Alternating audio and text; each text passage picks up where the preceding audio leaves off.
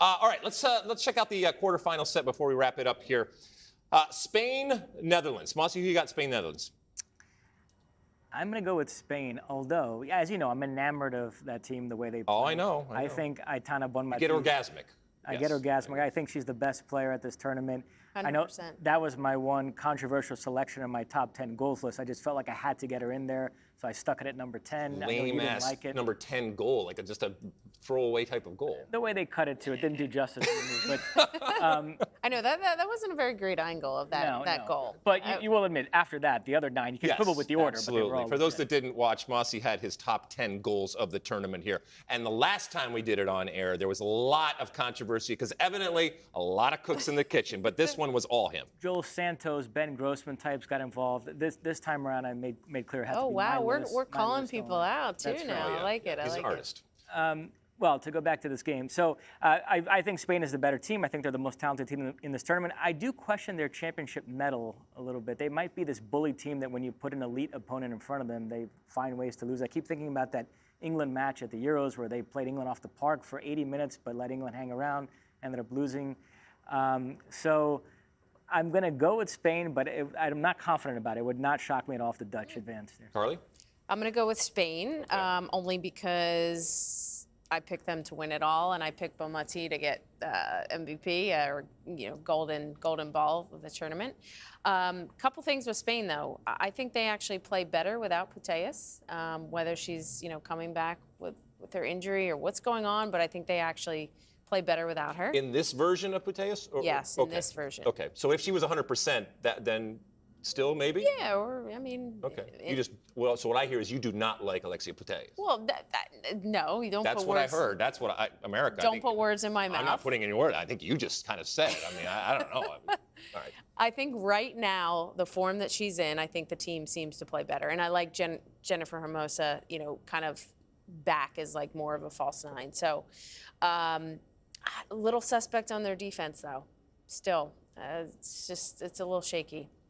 I'm going to have to agree with all of you, and I worry that sometimes they are so enamored with how to play as opposed to just getting it done. And this is, something that we've talked about with the men's team over the years too. And it is beautiful and wonderful to, not to everybody, but just to many people there. And so that's the only, I guess, Achilles heel, if there is, of this Spanish team. But I'm going to pick Spain too. All right, Japan, Sweden, Mosse? Japan. We've seen two different versions of this team. The one against Spain that had 23% possession, then the one against Norway that had over 60%. I think this is going to be more the Norway version. I think they're going to be the team on the front foot in this game, and ultimately they're going to be successful. Sweden, who I was high on going into this World Cup, I think have been pretty underwhelming. They had no business advancing against the U.S., so they were lucky there, but it's not going to happen twice. I think they go out here. Carly? I'm going to go with Japan. I feel like Japan could win this World Cup. I'm just going to throw that out there, like, pretty strongly. But, yeah, I would agree. Sweden has been pretty underwhelming. I was just talking to someone walking over to the studio, and it's gone great for Japan. But that's all that has happened, is that it's gone great for Japan. And so we have yet to see what they look like when they suffer. We have yet to see what they look like when they get punched in the face. To your point, they've already shown that they can show different sides and they can adjust, and they can be a possession-based team and they can be a countering type of team, which is great.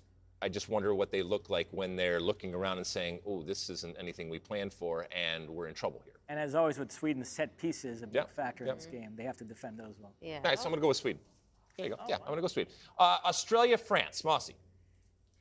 This might be the toughest one to pick. I know I was singing the praises of France at the start of this pod, but I'm going to go with Australia. I think something's happening here. There's something magic. It feels so magic. There's magic in the air. So I think they're going to pull this out. I'm curious to see if Sam Kerr starts, if she's fit enough to play from the beginning.